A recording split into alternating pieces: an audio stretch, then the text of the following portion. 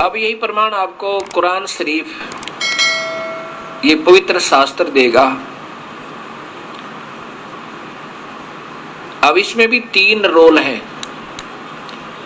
एक तो हजरत मोहम्मद वो पाक आत्मा पैगंबर, और एक उसका खुदा निराकार जो सामने नहीं आता, कोई आकाशवाणी करके या किसी जीव में किसी पुजारी में प्रवेश करके उनके दूत वो फरिश्ते आदेश देते रहते हैं। यहाँ पर वो निराकार अल्लाह, यही वो काल भगवान है, ये ब्रह्म है, ये अव्यक्त है, ये सामने नहीं आता, ये निराकार कहलाता है और आकार में ये अपने लोक में रहता है अलग से।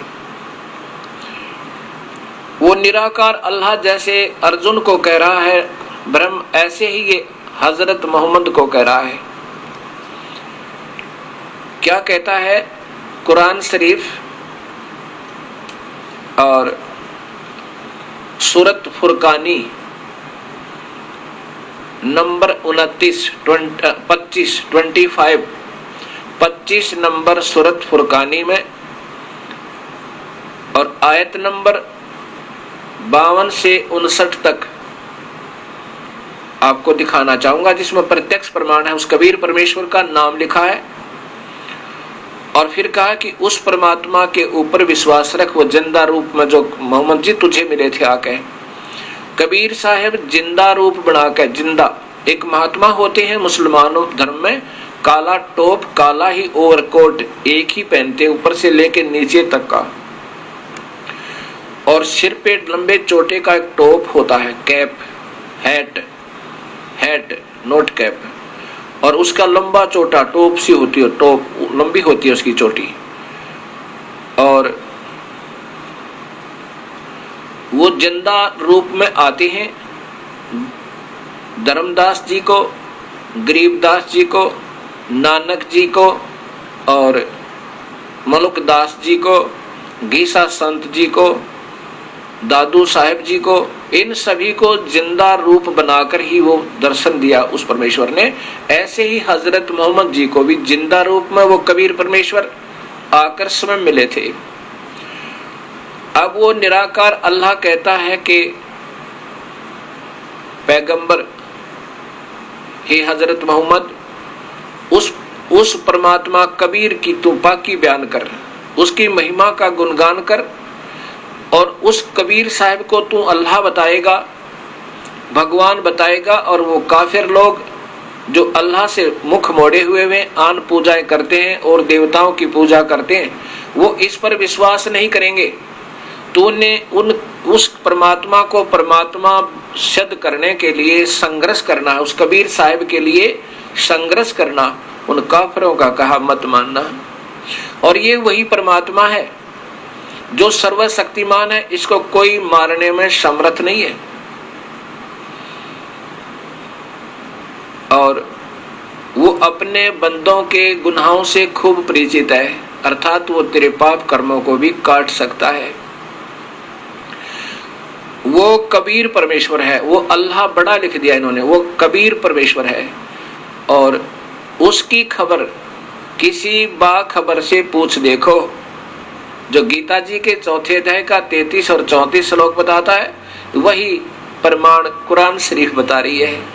ये पवित्र पुस्तकें, पवित्र बाइबल, पवित्र कुरान, पवित्र गीता जी, पवित्र वेद और पवित्र गुरु ग्रंथ साहिब, पवित्र कबीर परमेश्वर का सत शास्त्र, पवित्र गरीबदास जी का सत ग्रंथ साहिब और कबीर साहब के जो सीधे परिचित संतों की जो वाणी है, यही सब एक ही सिद्ध किया है कि वो कबीर परमात्मा है। और उन्होंने यही बताया कि पूरे संत से ही बात बनेगी, इन शास्त्रों के केवल पढ़ने मात्र से नहीं बात बनेगी। इन्होंने इशारा किया कि ऐसे करो, वैसे ही हमने करना होगा, तब हम सफल होंगे। अब देखिए ये कुरान, पवित्र कुरान शरीफ के अंदर उस परम पिता की प्रत्यक्ष महिमा, वो कबीर भगवान है, यही आपको वेद बताएंगे। ये कुरान शरीफ,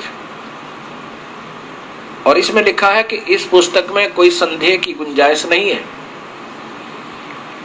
ये कहां से है? जालिकल किताबु ला रेब जैला फीही, यह वह इलाही पुस्तक किताब है जिसमें कोई संदेह की गुंजाइश नहीं है। कुरान शरीफ, ये कुरान शरीफ, इसका अनुवाद सटीपन शास्त्रीय अरबी पद्धति पर नागरी लिपि में, ये लिखी तो अरबी भाषा में है, लिपि उर्दू है। अब इसमें साथ में हिंदी में भी इसको टीका किया है। शेरवानी संस्करण, प्रकाशक लखनऊ किताबघर, मोरम बाग, सीतापुर रोड, लखनऊ, ये प्रकाशित है। और इसमें अभी आपको दिखाता हूं 606 पृष्ठ पे ये है प्रश्न नंबर 604। और यहां देखिए ये कुरान शरीफ, ये कुरान शरीफ, ये सूरत फुरकानी 25। अब इसमें ये हिंदी में जो कि तू लिपि हिंदी बनाकर देवनागरी, और ये अरबी लिखा हुआ है, ये देखना। और ये उर्दू में जो का तू लिखा है, जो इस हिंदी में लिखा है, ये भाषा तो अरबी है, लिपि उर्दू है। इसमें 52वीं आयत देख लेना, कोई उर्दू का जानने वाला हो, यहाँ देखना, ये लास्ट वाली 52वीं आयत है। इसमें ये है जहदन खबीरत, इधर जहदन कबीरन, ये कबीर परमात्मा का जिक्र स्पष्ट नाम लिखा है कबीर। यहाँ देखो 52वीं आयत में, ये 52वीं आयत में है, ये 51 से प्रारंभ है, ये 51 समाप्त हुई। ये फला तुति अल काफिरन व जाहिदुम बहीर जिहादन कबीर, इसका क्या अर्थ बनता है इन्हीं की भाषा में। इन्होंने कोशिश की है समझाने की, लेकिन ये पूर्ण परिचित ना होने से क्या कहते हैं, ए पैगंबर तो काफिरों का कहा न मानना, ये इसकी हिंदी की है। और इस कुरान की दलीलों से उनका सामना बड़े जोर से करो। अब यहाँ कबीर का अर्थ इन नादानों ने केवल बड़ा लिख दिया। ऐसे वेदों के सरलार्थकर्ताओं ने कबीर कबीर कबीर का अर्थ कांति परिचय सर्वज्ञ आदि करके और उनको गोल मोल कर दिया। यहाँ कबीर कबीर शब्द ही लिखना था। अब इसका वास्तविक अर्थ क्या बनता है? इसका वास्तविक अर्थ बनता है कि हे पैगंबर अर्थात हजरत मोहम्मद जी को उनके अल्लाह भगवान निराकार ये काल कह रहा है कि ये काफिर उस कबीर को परमात्मा नहीं मानेंगे, और आप उनके साथ इन कुरान शरीफ में जो मैं तुझे बता रहा हूं, मेरे द्वारा जो आदेश, कुरान शरीफ में फरिश्तों के भी आदेश है, लेकिन जो परमात्मा का आदेश है वो सर्वोत्तम है। मैं जो तुझे बता रहा हूं ये सत्य मानना, और ये कुरान में जो मैं दलील दे रहा हूं इनके बेस पर, इस आधार पर, इस प्रत्यक्ष प्रमाण पर तो इनके आधार पर सत्य मानता हुआ उन काफिरों का सामना करना, संघर्ष करना, उनके साथ लड़ना नहीं, संघर्ष करना। वो कहेंगे कबीर परमात्मा नहीं, आप उनकी मत मानना, अपने इन कुरान शरीफ में जो मैं तुझे बता रहा हूं इसके आधार पर तू चलता रहना और आगे उसी परमात्मा के बारे में सत्य ज्ञान दर्शन करना। अब 51 में यहां देखो, उसके बाद 58 और 59 आयत में ये खबीरन लिख दिया इन्होंने, खबीरन, जबकि ये कबीर है, कबीरा कबीरन, ये जिहाद कबीरा खबीरा, ये है कबीर शब्द, लेखन में मिसप्रिंट हुआ है। यहां देखिए आगे, ये खबीरन, ये कबीर है, जहां आपने पहले देखा था बिल्कुल कबीर लिखा है, ऐसे ये भी कबीर ही है, लेकिन इनका अपने हिसाब से लिखने से, यहां देखो ये वो 52वीं आयत में आप देखिए इधर, ये सीधा कबीर लिखा है, ये आपके सामने है कबीरन, ये भी कबीरन ही है, वहां कबीरन गलती से लिखा गया, मिसप्रिंट हुआ है। अब इसका हिंदी देखो,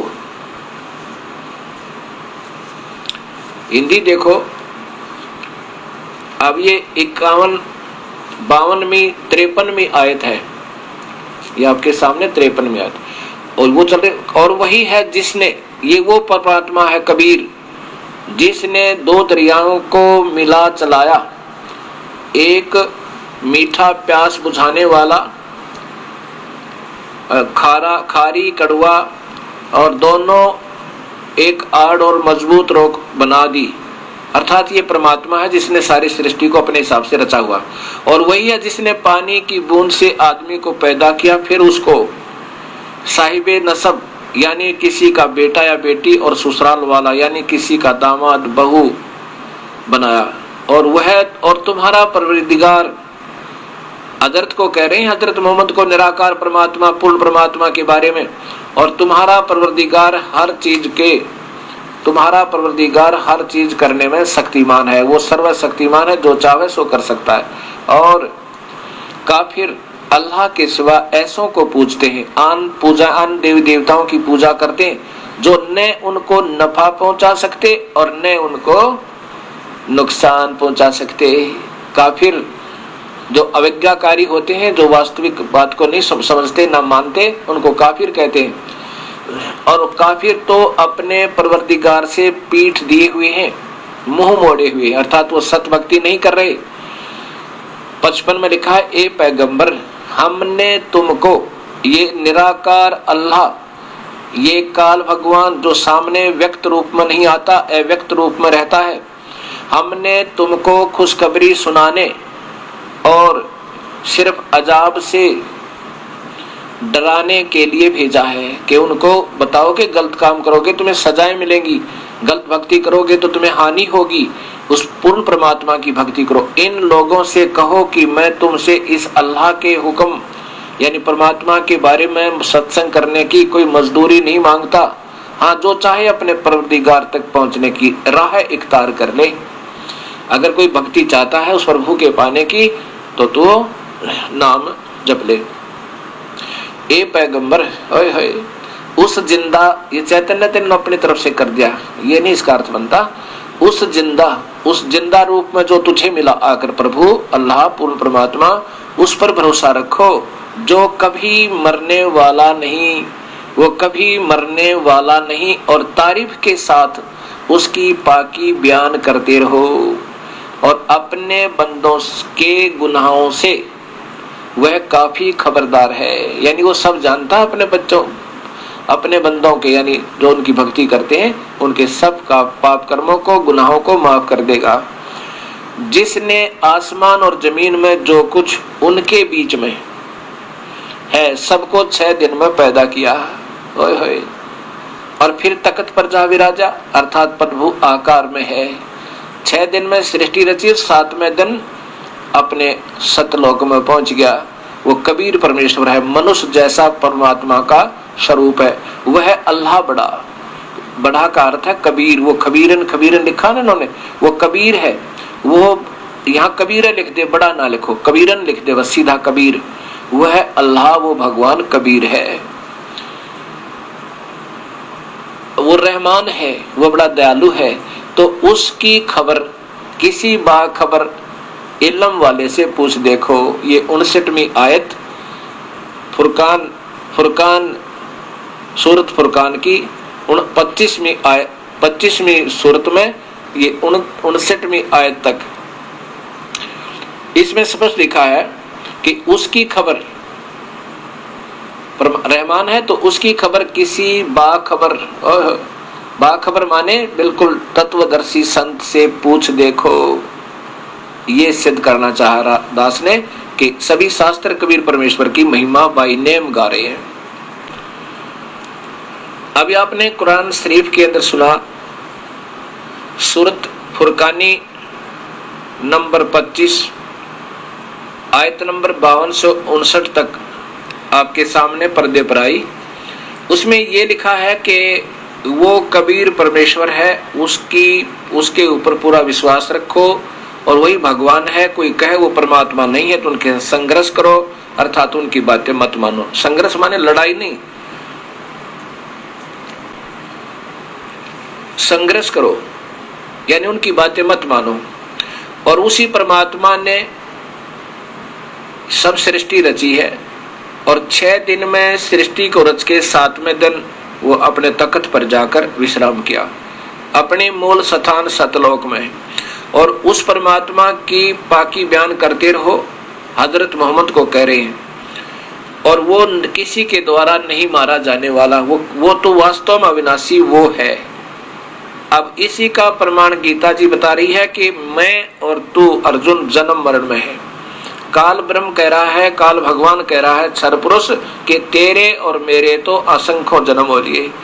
तो आप और मैं तो जन्म मरण में है, लेकिन वास्तव में अविनाशी तो वो परमात्मा है। ये देखो, सबसे पहले वही गीता जी, गीता प्रेस गोरखपुर से प्रकाशित है। और इसके चौथे अध्याय का 5वां श्लोक, अध्याय नंबर 4, ये श्लोक नंबर 5। हे प्रणतम अर्जुन, मेरे और तेरे बहुत से जन्म हो चुके हैं और उन सबको तो नहीं जानता, मैं जानता हूं। ये देखो, ये छठा है, इससे ऊपर ये 5वां है। अब इससे क्या सिद्ध हुआ? स्पष्ट हो गया कि काल भगवान कह रहा है, ब्रह्म कह रहा कि तेरे और मेरे तो अर्जुन गणे जन्म हो लिए, आगे भी होंगे, पर तू नहीं जानता, मैं जानता हूं। इसलिए इससे सिद्ध है कि काल भगवान भी जन्म और मरण में है, अमर नहीं है। अब इसी का प्रमाण ये गीता जी दे रही है। दूसरा अध्याय, ये देखिएगा, अध्याय नंबर 2, अध्याय नंबर 2 और श्लोक नंबर, ये देखो श्लोक नंबर ये पहले 12 देखो। न तो ऐसा है कि मैं और किसी काल में नहीं था, अर्थात ये काल भी किसी न किसी में प्रवेश करके या अपने अवतारों में प्रवेश करके अव्यक्त रूप में, अदृश्य रूप में अपने कार्य करवाता रहता है। ऐसा ये नहीं है कि किसी काल में न तो ऐसा है कि किसी काल में मैं नहीं था, अर्थात मैं पहले भी साथ था और आगे भी होऊंगा। और न ही ये सब राजा लोग थे, नहीं थे, और न ही ऐसा है कि इससे आगे हम नहीं होंगे, रहेंगे। अर्थात ये काल स्वयं कहता है कि ये भी मरेंगे और मैं भी मरता रहता हूं और तू भी मरता रहता है। वास्तव में अविनाशी तो उसको जान। ये 17वां श्लोक बताता है, अध्याय नंबर 2 का वही श्लोक नंबर 17। अविनाशी नाश रहित तो उसको जान जिससे ये संपूर्ण दृश्य वर्ग व्याप्त है। इस अविनाशी का विनाश करने में कोई भी समर्थ नहीं है। ये वास्तव में अविनाशी तो वो है। अब इसका प्रमाण गीता जी का 15वां अध्याय फिर देगा आपको। ये देखिएगा, गीता जी के 15वें अध्याय का ये 16वां श्लोक है। इसमें सीधा लिखा कि इस संसार में नाशवान और अविनाशी 2 प्रकार के पुरुषों भगवान हैं। या भगवान लिखना था इन्होंने, 2 प्रकार के भगवान हैं और 2 ही प्रकार की प्राणियों की स्थिति है।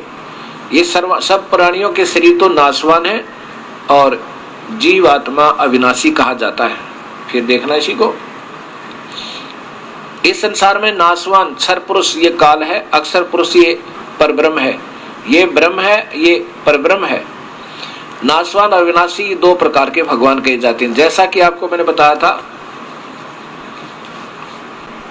कि क्षर पुरुष ये ब्रह्म भगवान, ये काल भगवान। ये तो ऐसा समझो जो सफेद चीनी के कप, मिट्टी के कप होते हैं। और हमारा शरीर ऐसा समझो जैसे मिट्टी के बर्तन, मटका होता है, जग मिट्टी का, और उस जैसा कोई कप, एक कसूरा होया करता पहले।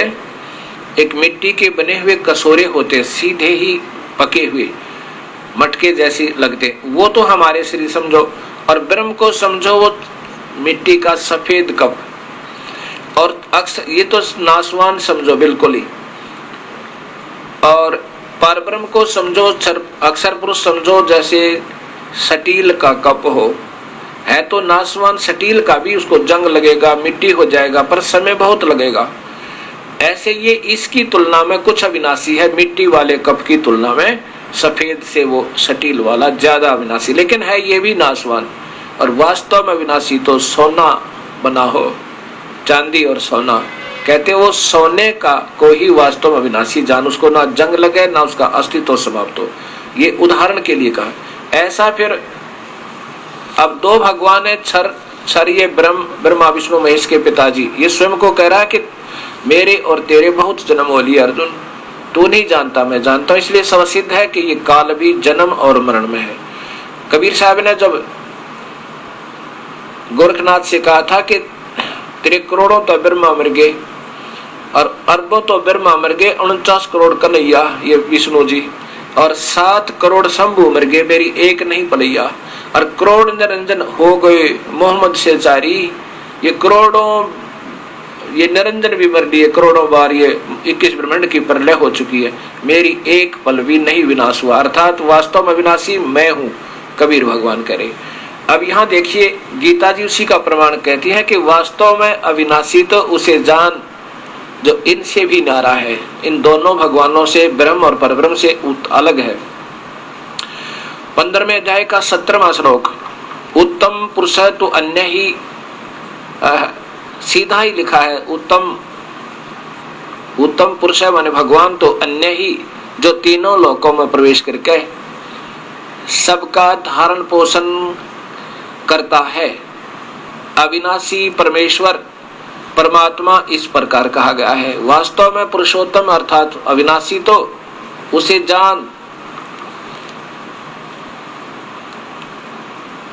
जो तीनों लोकों में प्रवेश करके सबका धारण पोषण करता है।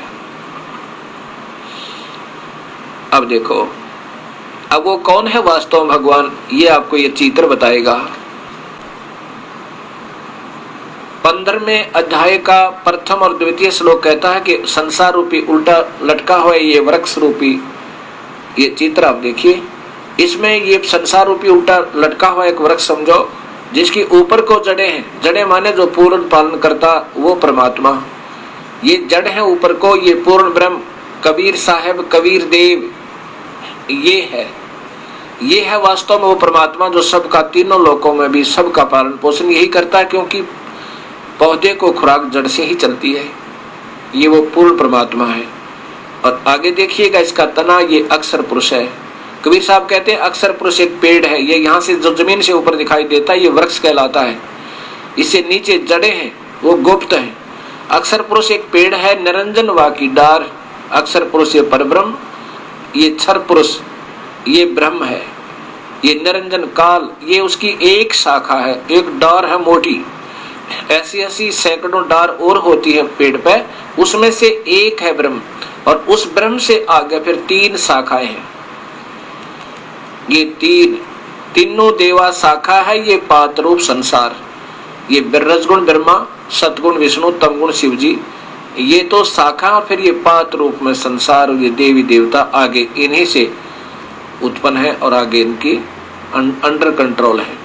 अब इन सबका पालन करता कौन हुआ गीता जी के अनुसार, और पूर्ण परमात्मा ये कबीर साहब सबका पालन करता है, यही तीनों लोकों में प्रवेश करके सबका धारण पोषण करता है। अब यहाँ से खुराक चलती है, तना में गई, देखिए तना में, और तना से फिर यानी अक्षर पुरुष के पास, अक्षर पुरुष से फिर ब्रह्म से फिर आगे तीनों देवताओं में। अब इनके लिए तो ये निरंजन पालन करता नजर आता है ब्रह्मा विष्णु महेश के लिए, और इन पत्तों टहनियों के लिए ब्रह्मा विष्णु महेश पालन करता नजर आते हैं, लेकिन ये वास्तव में पालन करता नहीं है। ये खुराक कहाँ से चलती है, वहां से नहीं चलेगी तो ये कुछ भी नहीं कर सकते। ऐसा हमने इस गीता जी के ज्ञान को समझना है। ये है वो परमात्मा, वो कबीर परमेश्वर है, ये फिर वेद बताएंगे। अब जैसा कि आपने वेदों में गीता में सुना और कि वास्तव में अविनाशी कोई और परमात्मा है, वो कौन है, वो कुरान शरीफ ने बताया वो कबीर परमात्मा है।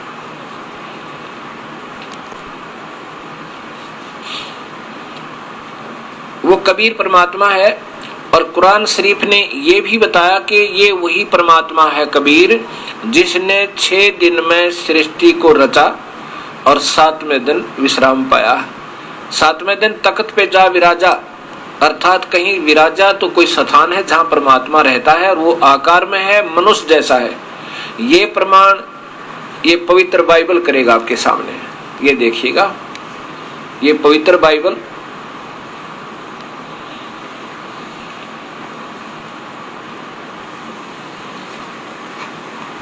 और इसका प्रकाशन है, नीचे देखिए, इंडिया बाइबल लिटरेचर 67 बरका रोड, किलपक, मद्रास, इतने दूरभाष इतने। अब इसमें स्पष्ट है उत्पत्ति ग्रंथ में, ये देखिएगा, ये सृष्टि के 7 दिन उत्पत्ति ग्रंथ है, ये विश्व की सृष्टि। जिस परमेश्वर ने आकाश और पृथ्वी की सृष्टि की, पृथ्वी की सृष्टि की, पृथ्वी बेडौल और सुनसान पड़ी थी और गहरे जल के ऊपर अंधियारा था तथा परमेश्वर का आत्मा जल कर ऊपर मंडराता था। सृष्टि के 7 दिन, ये पहला दिन, फिर देखिएगा दूसरा दिन, फिर देखिएगा तीसरा दिन, ये चौथा दिन, और फिर देखिएगा आगे चलिए, ये फिर 5वां दिन, और अब ये देखो छठा दिन। अब छठे दिन में पढ़ो परमात्मा कैसा है ये पता लगेगा, अल्लाह कैसा। छठवां दिन, प्राणी और मनुष्य। फिर परमेश्वर ने कहा कि पृथ्वी से एक एक जाति के जीव, प्राणी और घरेलू पशु, रेंगने वाले जंतु और पृथ्वी के वन पशु आदि जाति के अनुसार उत्पन्न हो, और वैसा ही हो गया। सो परमेश्वर ने पृथ्वी के जाति जाति के वन पशुओं और जाति जाति के घरेलू पशुओं को भी जाति जाति के भूमि पर सब रेंगने वाले जंतुओं को बनाया, और परमेश्वर ने देखा अच्छा लगा। फिर परमेश्वर ने कहा कि हम मनुष्य को, देखिए है बात ध्यान से सुनने की, पढ़ने की।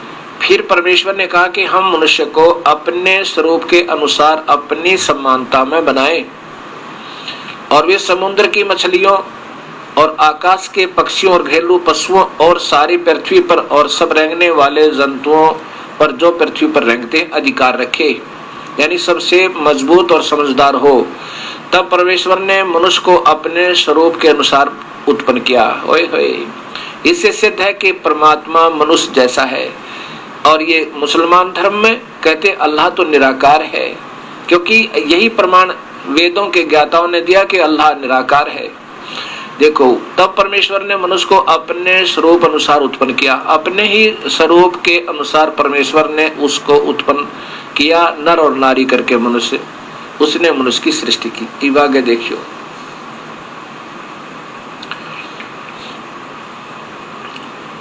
अब यहाँ देखिएगा, फिर परमेश्वर ने उनसे कहा सुनो, अब ये खाने के लिए कहीं मांस मिट्टी का परमात्मा की तरफ आदेश नहीं है, ये कुल मालिक का आदेश है। आगे कोई आदेश मिट्टी खान, मांस मिट्टी शराब पीने का है तो वो परमेश्वर का नहीं, अवहेलना है। फिर परमेश्वर ने उनसे कहा सुनो, जितने बीज वाले छोटे पेड़ सारी पृथ्वी के ऊपर हैं और जितने वृक्षों में बीज वाले होते हैं, वे सब मैंने तुमको दिए हैं, जो वे तुम्हारे भोजन के लिए हैं। ये मनुष्यों को कहा, कहीं नहीं लिखा इसमें मांस खाओ, बकरे खाओ, गऊ काट लो, भैंसे खाओ, कहीं नहीं लिखा। और जितने भी पृथ्वी के पशु और आकाश के सभी पक्षी और पृथ्वी पर रेंगने वाले जंतु हैं, उनमें जीवन के प्राण हैं, जिनमें जीवन के प्राण है अर्थात जो जीवित है, उन सब के खाने के लिए मैंने सब हरे हरे छोटे पेड़ दिए हैं। और वैसा ही हो गया।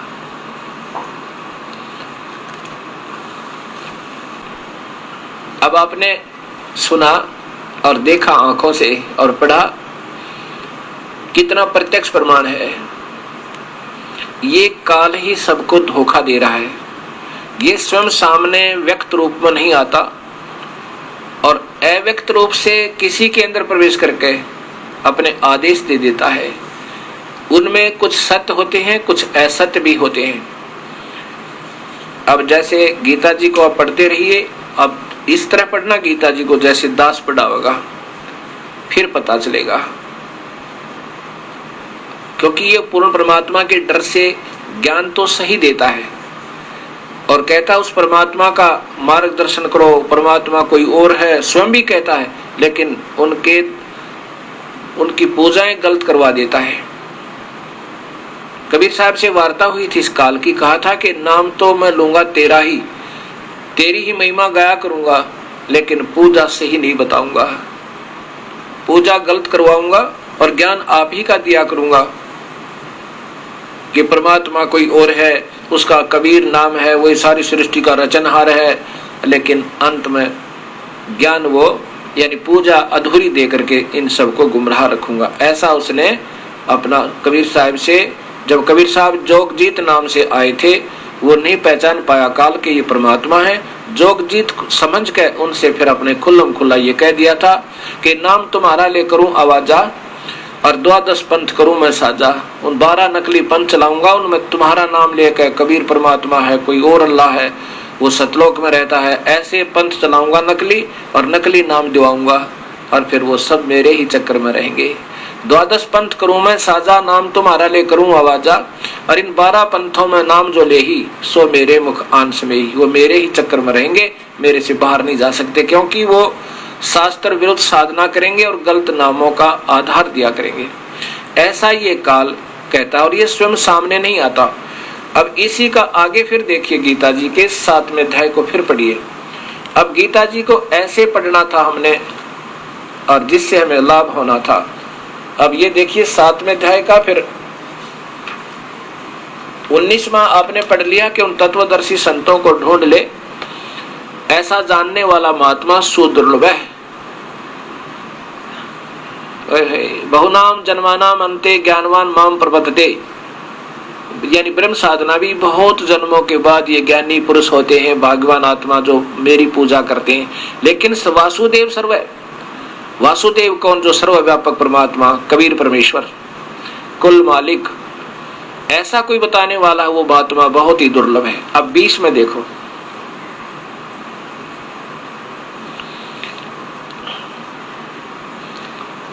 बीच में कि उन भक्ति भोगों की कामना द्वारा जिनका ज्ञान हरा जा चुका है, किनकी? तीनों गुणों की पूजा करके देवी देवताओं की पूजा करने वालों का जिनका ज्ञान हरा जा चुका है, वहीं तक की सीमा तक, उन्हीं पूजाओं तक जिनका ज्ञान हरा जा चुका है, अपने स्वभाव से प्रेरित होकर उस नियम का ध्यान करके अन्य देवताओं को भजते हैं, पूजते हैं। अन्य संस्कार स्पष्ट है, अन्य देवता प्रपद्यते, अन्य माने और दूसरे देवता माने भगवानों को, ब्रह्मा विष्णु महेश अन्य देवता मानते हैं, क्योंकि वहां लिखा है कि 3 गुणों तक की पूजा व्यर्थ है। एक ब्रह्म की पूजा छोड़कर, मेरी पूजा छोड़कर तीनों गुणों की पूजा जो करते हैं व्यर्थ है। अन्य देवता पूजते प्रपद्यन्ते। अब 21 में लिखा है,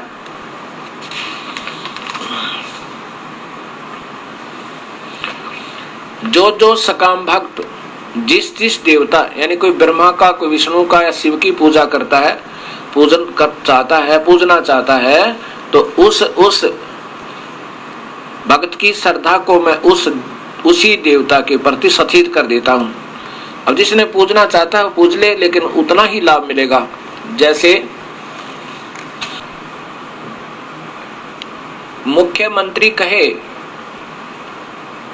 कि भाई तुम मेरी पूजा करो, तुम नीचे के अधिकारियों की पूजा करते, वो तुम्हें कोई केवल सीमित लाभ दे सकता है और उनके द्वारा दिया गया लाभ वो अक्षीणिक है, एक ही तरह का है, वो संपूर्ण नहीं दे सकते। एक प्रांत के अंदर अन्य अधिकारियों की पूजा से तो तुम मेरी पूजा करो, मेरे पर आश्रित हो जाओ, मेरी मर्यादा में रहो, मैं तुम्हें उनसे ज्यादा लाभ दे दूंगा। लेकिन कोई नहीं मानता है तो करता रहे उनकी पूजा, लेकिन उन बुद्धिहीनों का वो अक्षीणिक सुख है, यानी कोई छोटा मोटा राहत वो दे सकते हैं। और उन अधिकारियों को मैंने ही कुछ पावर दे रखी है, इसलिए वो छोटा मोटा लाभ तुम्हें दे रहे हैं। अगर मेरे ऊपर आश्रित हो जाओ तो मैं तुम्हें पूर्ण लाभ दूं जितना मैं दे सकता हूं। जो काम भक्त जिस देवता के स्वरूप को श्रद्धा से पूजना चाहता है, ये 21वां श्लोक है। उस भगत की श्रद्धा में उस देवता के प्रति स्थिर करता हूं कि मर कुएं में पड़ कर ना मानता था। ये देखो अब 22 में लिखा है कि वह पुरुष उस श्रद्धा से युक्त होकर उस देवता का पूजन करता है और उस देवता के द्वारा देवता से मेरे ही द्वारा विधान किए इच्छित भोगों को निसंदेह प्राप्त करता है। जैसे मुख्यमंत्री कह रहा हो कि मैंने ही उनको कुछ पावर दे रखी है और उससे कुछ लाभ ले रहे हो। आगे फिर स्पष्ट कर दिया कि इन बुद्धिहीनों की ये पूजा गलत है। अब ये 23वां श्लोक है, ये देखिएगा श्लोक नंबर 23 में स्पष्ट है। अध्याय नंबर ये 7 है, श्लोक नंबर 23 है, ये देखिएगा। परंतु उन अल्प बुद्धि वालों का, बुद्धिहीनों का, मूर्खों का वह फल नाशवान है। अब देवताओं को पूजने वाले देवताओं को प्राप्त होते हैं और मेरे भक्त मुझे ही प्राप्त होते हैं। अब आगे स्पष्ट हुआ। अब 7वें अध्याय के 23वें श्लोक में काल भगवान ने स्पष्ट कर दिया कि उन मूर्खों का ये गलत साधना है। अब उनके जो देवता पूजेंगे वो देवताओं के पास जाएंगे, उनके बंधुआ मजदूर बनेंगे और फिर ये देवता भी अपने देव समय को भोग के, अपना पीरियड भोग के और फिर ये गधे बनेंगे, 84 माँ होंगे और साथ में उनके पुजारी। ऐसे ही भगवान ने कहना चाहा कि देवताओं के पुजारी देवताओं को प्राप्त होंगे और मेरी भक्ति करने वाला मेरे पास आ जाएगा। यानी ब्रह्म तक की साधना, ब्रह्म तक के लाभ महास्वर्ग को प्राप्त हो जाएगा, मुझे ही प्राप्त होगा। प्राप्त होने का तात्पर्य यहाँ पर ये नहीं है कि वो परमात्मा पावेगा, नहीं, अर्थात ब्रह्म साधना से मिलने वाला जो सुख है वो महास्वर्ग में पहुंच जाएगा। अब आगे लिखा है कि मैं कभी आकार में नहीं आता और ये नादा। अब आगे 24 और 25 में स्पष्ट लिखा है, जैसे मैंने सृष्टि रचना में आपको बताया था कि इसने प्रण किया था, प्रकृति देवी से कहा था कि आज के बाद मैं कभी आकार में नहीं आऊंगा, कभी भी मैं किसी के सामने व्यक्त रूप में प्रकट नहीं होऊंगा। ये मेरा अटल और घटिया नियम है। अब घटिया तो न्यू लिखा, अनुत्तम तो इसलिए कहा इसने कि जो पिता अपने पुत्रों को भी स्पष्ट बात ना बतावे, उनको गुमराह रखे, उनको मारे और खावे, कभी सामने नहीं आवे और जो चाहे उनको नचा नचा कर दुखी करे, तो इससे घटिया और क्या हो सकता है। ऐसे ये काल सामने तो आता नहीं, अपने पुत्र ब्रह्मा विष्णु महेश की भी दुर्गति रखे। भगवान श्री कृष्ण का जीवन देखे, सारा जीवन दुख में रहा। भगवान श्री राम का जीवन देखे, जबरदस्ती अवतार बना के भेजता है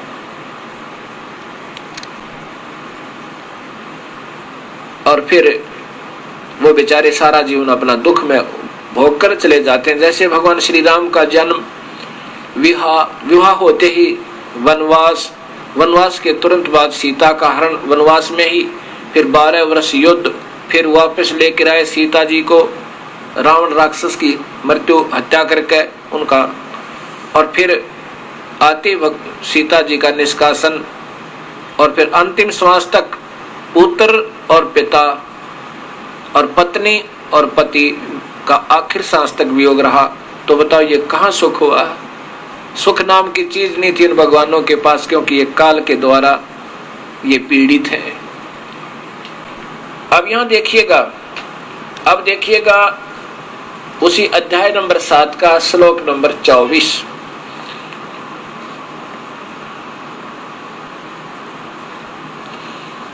ऐ बुद्धे, बुद्धिहीन पुरुष, बुद्धिहीन व्यक्ति मेरे अनुतम। अब देखो यहाँ ठीक लिख दिया, अनुतम का अर्थ अनुतम ही कर दिया। और वहां इस महात्मा जी ने 18वें श्लोक में, इसी अध्याय के 18वें श्लोक में क्या कर दिया? अति उत्तम, और यहाँ अनुतम लिख के पीछा छुटवा लिया। यह समझदारी की इसने। ये 18वां देखो, इसी 7वें अध्याय के, यहाँ तो अनुतमाम का अर्थ अति उत्तम कर दिया। अनुतमाम, अति घटिया था, घटिया लिखना था यहाँ पे अश्रेष्ठ। और इसी के 24वें श्लोक में इसी को अनुतम ही लिख कर अपना पीछा छुटा लिया। बहुत अच्छा किया। ये देखिएगा 24वां श्लोक, ये देखो, ये अनुतम, यहाँ अनुतम लिख दिया, संस्कृत हिंदी कर दिया अनुतम, ये अच्छा किया।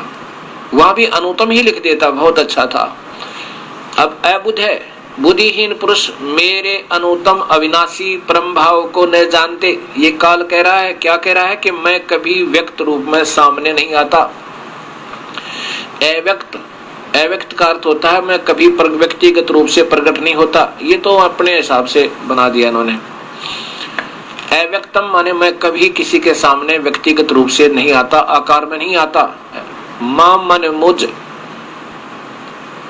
व्यक्तिम मुझे आकार में आया हुआ मानते हैं।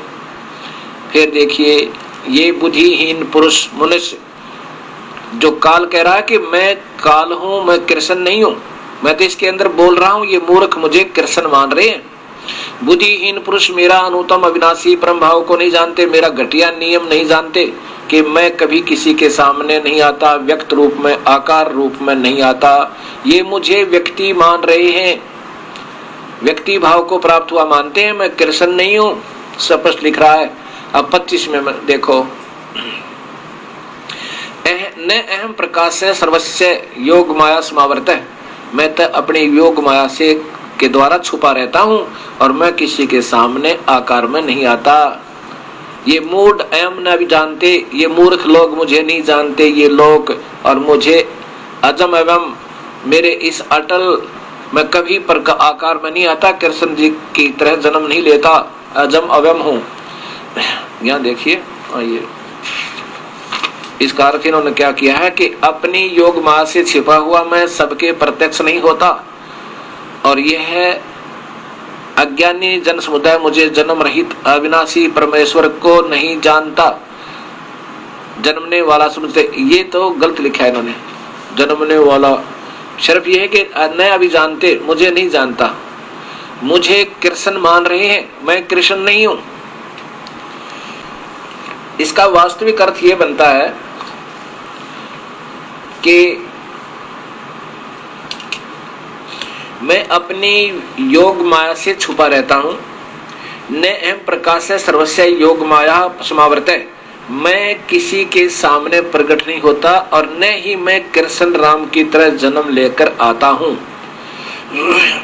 ये मेरा अवयम, अवयम माने अविनाशी, अनुतम, ये मेरा अविनाशी नियम है, मैं कभी किसी के सामने नहीं आता।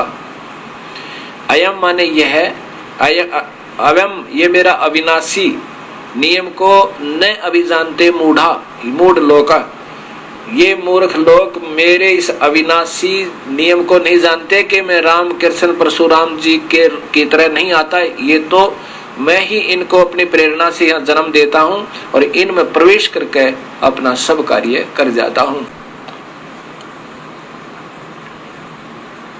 अभी आपने पवित्र गीता जी के अंदर सुना और आंखों देखा और पढ़ा। अब जैसे भगवान काल कह रहा है कि मैं कभी व्यक्त रूप में, व्यक्तिगत रूप में, आकार में किसी के सामने नहीं आता, और ये मूर्ख लोग मुझे आकार में आया हुआ कृष्ण मान रहे हैं, मैं कृष्ण नहीं हूं। अब यहां बात विचार करनी होगी, क्योंकि ये पुराना रंग हमारे बहुत चढ़ा हुआ है। इतने प्रमाणों के बावजूद भी बहुत देर से स्वीकार्य होगा हृदय को, लेकिन होगा, क्योंकि ये ऑथेंटिक रिकॉर्ड है, ये शास्त्र प्रमाणित है। और पहले हमें अप्रमाणित ज्ञान दिया गया, वो टिकेगा नहीं अब इस सत्य ज्ञान के सामने। कबीर साहब कहते हैं, और ज्ञान सब ज्ञानड़ी, कबीर ज्ञान सो ज्ञाने, जैसे गोला तोब कहा करता चले मैदाने। फिर कहते हैं, तारा मंडल बैठे कर चांद बढ़ाई खाए, उदय हुआ जब सूर्य कहा शो तारों छिप जावे। अब ये सूर्य उदय हो रहा है, सत भक्ति का, शास्त्रों का पुनरुत्थान हो रहा है।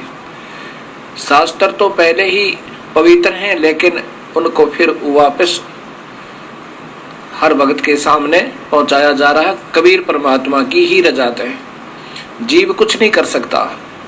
उन्हीं की कृपा अपनी प्यारी आत्माओं पर पुनः हो रही है और हमें अपने चरणों में वो लेना चाह रहे हैं। अब यदि यहाँ कोई ये कहे कि गीता जी श्री कृष्ण जी ने बोला था, अभी तक तो हमें यही बताते आए थे कि भगवान श्री कृष्ण जी ने गीता का निर्मल ज्ञान दिया था। किस लिए दिया था? फिर बताते थे कि अर्जुन युद्ध नहीं करना चाह रहा था और भगवान ने युद्ध कराना जरूरी था। बताओ भाई, ये तो उनका उत्तर होता था उन अधूरे गुरुओं का। और कहते थे श्री कृष्ण जी ने, अभी भी कह रहे हैं, अल्पज्ञ जिन्होंने गीता जी को उठाकर भी नहीं देखा होगा और देखा होगा तो उनकी बुद्धि से बाहर, क्योंकि वो बच्चे हैं, वो स्वयं अनजान है। जिसको स्वयं ज्ञान नहीं मार्ग का, वो दूसरों को मार्ग बता रहा है, वो कैसा मार्गदर्शक। वो तो महा धोखा दे रहा है, इस मनुष्य जीवन को बर्बाद कर रहा है। जिसको ज्ञान नहीं किसी रास्ते का, वो बता रहा दूसरों को इधर आ जाओ, इधर चले जाओ, वो गलत गाइड कर रहा है, वो गलत मार्गदर्शक कर रहा है, दर्शन कर रहा है।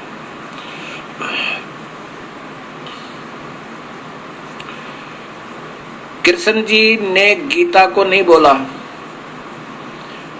यदि कृष्ण जी बोल रहे होते, वो ये नहीं कहते कि मैं व्यक्त रूप में, मनुष्य रूप में कभी नहीं आता, मैं आकार में नहीं आता, क्योंकि भगवान श्री कृष्ण तो पहले ही आकार में विद्यमान थे।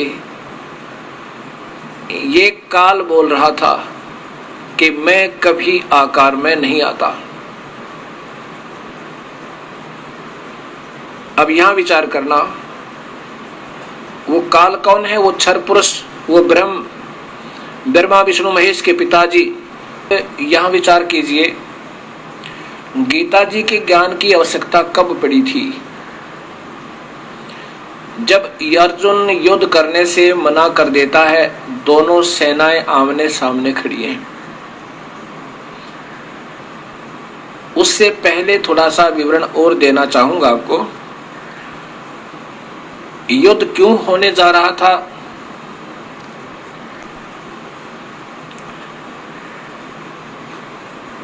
कौरव पांडवों का आपस में भाई बंटवारा नहीं हो रहा था।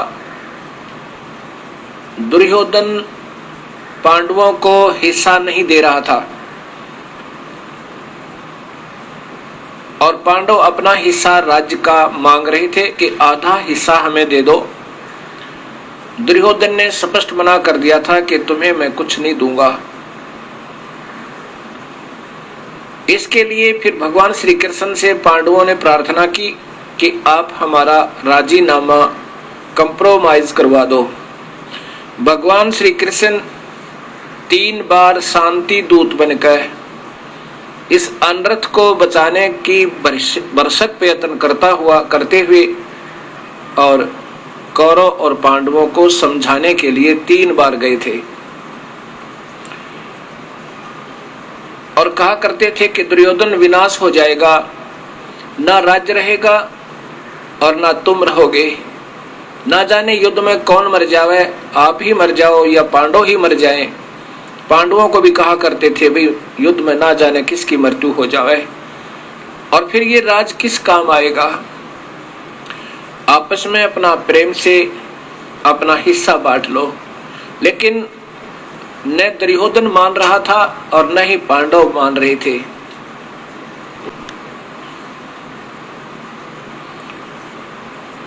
तब श्री कृष्ण ने सोचा कि कहीं ऐसा ना हो कि ये पांडव मेरे ऊपर कूद रहे हों कि हमारी तरफ भगवान श्री कृष्ण है, इसलिए ये युद्ध करने में को तैयार हो रहे हों। इसको भी, इस समस्या का भी समाधान करने के लिए और इस युद्ध जैसे अनर्थ, घोर युद्ध अनर्थ को टालने के लिए भगवान श्री कृष्ण ने दोनों के सामने कौरव और पांडव के सामने कहा था कि भी देख लो, अगर तुम नहीं मान रहे हो, आपकी इच्छा है, लेकिन युद्ध अच्छी बात नहीं। ना जाने कितनी बहन विधवा होंगी, ना जाने कितने बच्चे अनाथ होंगे। ये जुल्म मत करो। और यदि नहीं मान रहे हो, ठीक है, एक तरफ मेरी सेना होगी, एक तरफ मैं अकेला हूंगा, और मैं युद्ध नहीं करूंगा, हथियार भी नहीं उठाऊंगा। प्रभु ने कहा तो इसलिए था कि हो सके है ये पांडव नम्र हो जाएं और मेरी बात को स्वीकार कर लें, युद्ध ना करें और जान जाएं कि मैं इनके साथ युद्ध नहीं करूंगा। इसलिए ये समझ जाए सारे को। पांडवों ने अपनी कुछ जिद को, अपने हठ को ढीला किया। ये बात सुन के कि भगवान ने फैसला ले लिया है कि मैं युद्ध नहीं करूंगा, तब कहा प्रभु हमें 5 गांव दिला दो, हमारी इज्जत रह जाएगी। तब श्री कृष्ण ने कहा चलो फिर प्रयत्न करता हूं। श्री कृष्ण जी ने जाके दुर्योधन से कहा कि दुर्योधन बात बन रही है, आप 5 गांव दे दो युधिष्ठिर को, पांडवों को, फिर मैं जानू, मेरा काम जाने, ये अनर्थ टल रहा है। अब दुर्योधन ने कहा कि सुई की नोक के समान भी उनके पांडवों के लिए स्थान नहीं है। तब श्री कृष्ण जी ने सोचा तो बहुत निकम्मा आत्मा। तब कहा था दुर्योधन तुम्हारा विनाश हो जाएगा, आंख खोल ले, ये समय है तुम्हारा इतने अनर्थ के टालने का, और 5 गांव दे दे तू उनको। जब भगवान श्री कृष्ण ने उन्हें अच्छा करड़ा करके बातें कही तो दुर्योधन ने कहा अपनी सेना से कि पकड़ लो इसको, पकड़ लो श्री कृष्ण को। तब भगवान श्री कृष्ण ने अपना विराट रूप दिखाया।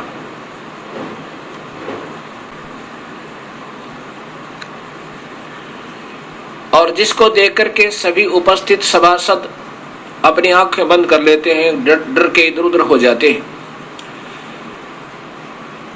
और श्री कृष्ण जी वहां से निकल आते हैं। युद्ध की तैयारी हो जाती है। अब यहां विचार और करना कि श्री कृष्ण जी ने गीता नहीं बोला था, उसका दूसरा प्रमाण अभी आपको बता दूं इसी समय, क्योंकि ये प्रकरण वही चल रहा है। जैसे गीता जी के 11वें अध्याय में श्री कृष्ण के अंदर प्रवेश काल भगवान कहता है कि अर्जुन, जो ये विराट रूप मैंने तुझे दिखाया, ये पहले कभी किसी ने नहीं देखा। अब ये देख लेना, यदि कृष्ण जी बोल रहे होते और कृष्ण जी ने ही विराट रूप यहां दिखाया होता तो ये नहीं कहते कि मैंने जो पहले कभी किसी को नहीं दिखाया। वो विराट रूप एक सिद्धि से आम संत भी दिखा सकता, लेकिन वो नहीं हो सकता जो काल वाला है।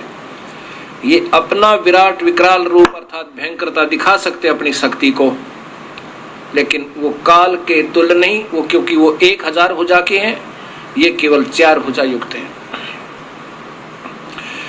अब ये प्रमाण भी आपको याद रखना पड़ेगा कि गीता जी में कहा कि ये जो मेरा वास्तविक रूप, काल रूप तूने देखा, विराट रूप, ये है मेरा वास्तविक स्वरूप, और ये पहले विराट रूप कभी किसी ने नहीं देखा तेरे बिना, और ना ही आगे देखा जा सकता, ना किसी वेदों में वर्णित विधि से, और ना ही किसी क्रिया से, ना किसी जप से, ना किसी तप से। अब ये गीता जी मैं आपको दिखाता हूं। ये देखिएगा गीता जी, गीता प्रेस गोरखपुर से प्रकाशित, अध्याय नंबर 11 और श्लोक नंबर 46। ये देखो इधर 47, श्लोक नंबर 47 में, हे अर्जुन, अनुग्रह पूर्वक मैंने अपनी योग शक्ति के प्रभाव से ये मेरा परम तेजो में सबका आदि सीमा रहित विराट रूप तुझको दिखलाया, जिसे तेरे अतिरिक्त दूसरे किसी ने पहले नहीं देखा, न दृष्टः पूर्वम, इति सिद्धम कि वो रूप कृष्ण जी ने दिखाया था और ये काल का रूप है, इसलिए कृष्ण जी ने गीता नहीं बोला। अब इससे स्वसिद्ध हो गया कि भगवान श्री कृष्ण ने गीता नहीं बोला। अब फिर देखिए आगे, अर्जुन ने भगवान श्री कृष्ण से कहा कि हे भगवान, मेरा रथ दोनों सेनाओं के बीच में जाके खड़ा करो और देखो मैंने किसके साथ युद्ध करना है, कौन है मेरे योग्य युद्ध करने के। भगवान श्री कृष्ण ने ऐसा ही किया। अब यहां विचार करना, अर्जुन ने जब देखा सामने गुरुदेव अपने पूर्वज भीष्म पितामह है और अपने ही कुल के व्यक्ति युधिष्ठिर आदि के पुत्र, उनको जिनको साथ अपनी गोदी में लेकर खिलाया करते थे, उनका प्यार किया करते थे, चाचे और ताऊ के बच्चे कुछ ज्यादा दूर नहीं होते। ये तो लालच नीच, ये लालच में इंसान नीचता कर देता है। और पांडवों जैसे पुण्यात्मा इस काल ने मजबूर कर दी युद्ध करने के लिए। अब अर्जुन कहता है, प्रभु, अपने मन में विचार करता है कि मैं युद्ध नहीं करूं। हे परमात्मा, इससे अच्छा तो ये कौरव, इससे अच्छा कि ये कौरव मुझे निहत्थे को मार दें और मैं मर जाऊं और युद्ध टल जावे। ऐसा विचार अर्जुन अपने मन में लाता है और सोचता है कि ये अनर्थ के किए हुए राज्य को करने से अच्छा तो हम भीख मांग के खा लें तो भी श्रेष्ठ है, हमें राज नहीं चाहिए। और फिर ना जाने कितनी बहन विधवा होंगी, ना जाने कितने बच्चे अनाथ होंगे। ऐसे जुल्म के राज्य को हम नहीं करेंगे। ऐसा सोचकर अर्जुन अपने रथ के पिछले हिस्से में जहां विश्राम किया करते हैं वहां बैठ जाता है। अब यहां विचार करना, भगवान श्री कृष्ण भगवान विष्णु जी के अवतार हैं और विष्णु जी सतोगुण प्रधान है। इतने विनम्र आत्मा, इतने सहनशील। जैसे एक बार भृगु ऋषि ने भगवान विष्णु जी की परीक्षा लेने के लिए विष्णु जी की छाती में, सीने में लात मार दी। भगवान विष्णु ने कहा कि हे ऋषिवर, मेरा सीना तो पत्थर जैसा था, आपके कोमल चरण को चोट तो नहीं आई। अब देखो कितनी प्यारी आत्मा, कितने महान आत्मा भगवान विष्णु जी। अगर चाहते तो भृगु ऋषि के टुकड़े टुकड़े कर देते वह सुदर्शन चक्र से, लेकिन उनके अंदर सतोगुण इतना है कि वो लड़ना नहीं चाहते। और फिर शिशुपाल ने 100 गलतियां की थी और फिर भी हंसकर टाल जाते थे। जब 100वीं गलती की तब उसका शीश काटा था। अब विचार करो, ऐसी परमात्मा, ऐसा श्रेष्ठ आत्मा भगवान श्री कृष्ण, जिसको देखकर पशु और पक्षी भी प्यार पाते थे और गोपियां उनके दर्शन के लिए तड़प जाती थी, गायें भी उनके दर्शन के लिए एकटक देखती रहती थी। ऐसी पुण्यात्मा, और फिर कहे कि अर्जुन तू लड़, ये सब मैंने मार रखे हैं, उठा ले हथियार, तू चिंता ना करे, तू अक्षत्रिय धर्म को मत भूले। ऐसे ऐसे उसको फिर प्रेरणा देना, ये भगवान श्री कृष्ण कहे, ये न्याय संगत नहीं लगता, कभी नहीं कह सकते वो। अब यहां देखिएगा,